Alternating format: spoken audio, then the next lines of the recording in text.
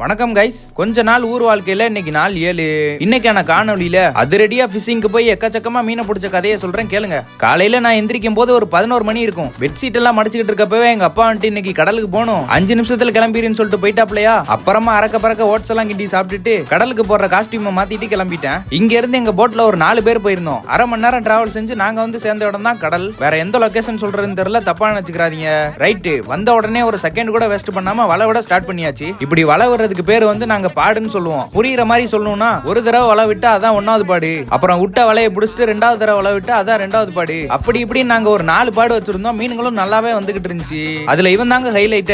என்ன கதைனா, வலை எல்லாத்தையும் விட்டுட்டு மீன் மாட்டுறதுக்காக ஒரு 10 நிமிஷம் வெயிட் பண்ணுவோம். அந்த நேரத்துல சும்மா தானே உட்காந்துருப்போம் அப்படின்னு சொல்லிட்டு ஒரே ஒரு மீனை குத்தி தூண்டில வச்சு போட்டோமா, தலைவன் வந்து சிக்கிட்டான். இவன் வந்து யாருன்னு பாத்தீங்கன்னா சார்க்ல ஒரு வகையான ஆள் தான். மிக மிக டேஸ்டாவும் இருக்கக்கூடியவன். ஓகே, பிடிச்ச மீன்கள் எல்லாம் கொண்டு வந்து கரையில ஐஸ் போட்டு வச்சுட்டு ஃப்ரெஷ் ஆயிட்டு மதிய உணவுக்கு சாப்பிட வந்து உட்காந்தா எங்க வீட்டுல சார்க்க தான் அடிச்சு கிரேவி பண்ணி வச்சிருந்தாங்க. நான் அப்பவே சொன்னேன்ல, பையன் செம்ம டேஸ்டா இருப்பான். சாப்பிட்டுட்டு சாயந்தரமாகவும் ஜிம் சைடு கிளம்பி வந்தேன். அங்க வந்துட்டு இன்னைக்கு ஒரு கோட் என்னன்னு பாத்தீங்கன்னா, மெயின் டிஷ்ஷோடையும் சைட் டிஷ்ஷா கையும் தான். ஃபர்ஸ்ட் சைட் டிஷ்ல ஒரு செட்டும் மெயின் டிஷ்ல ஒரு 5 செட்டும் போட்டு அடி அடின்னு அடிச்சுட்டு வீட்டுக்கு வந்தனா, கோவா மச்சான் செமஸ்டர் லீவை கொண்டாடுறதுக்காண்டி ஊருக்கு வந்திருந்தாப்ல. இந்த டைம் கூடவே ஒரு வடக்கு நண்பரையும் கூட்டிட்டு வந்திருந்தாப்ல. அப்புறம் அவனுக்கு கூட எல்லாம் கொஞ்ச நேரம் உட்காந்து பேசிட்டு வீட்டுல போயிட்டு சாப்பிட்டுட்டு நாள் முடிஞ்சு நம்ம அடுத்த வீடியோல பார்ப்போம்.